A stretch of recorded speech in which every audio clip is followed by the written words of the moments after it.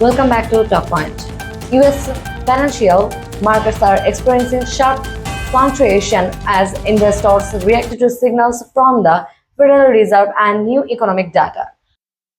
Today, we break it down why markets are volatile, what this means for investors, and how key economic indicators are shaping the outlook for the rest of 2025. Historical shock starts Fed building previous rate announcement. The US stock market has been on a roller coaster this year, responding to interest rate adjustment, inflation trends, and global economic concerns. The Federal Reserve has hinted at potential rate cuts later this year, aiming to balance economic growth with inflation control. Investors are closely monitoring these signals as even small changes in interest rates can trigger major swing in stock prices. Last week, the S&P 500 and Nasdaq experienced significant swings, with tech stocks leading with gains and losses.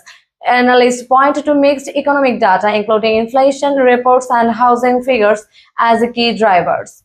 Investor sentiment remains cautious, with many worried about potential recession risk, even as corporate earnings show resilience in some sectors.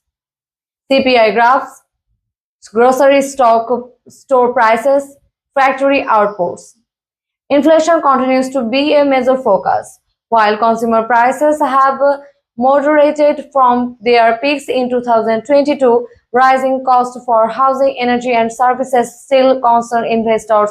Housing data, including mortgage rates and home sales, is also being closely watched, as it provides insight into consumer spending power and the broader economy. These indicators heavily influence market sentiment. The Federal Reserve has signaled possible interest rate cuts later this year if inflation remains under control. Lower rates can encourage borrowing, stimulate spending, and boost stock valuations, but they can also stoke fears of overheating or create volatility if the timing and scale of cuts are unclear. Investors are weighing these scenarios carefully, leading to swings in equities and bond markets.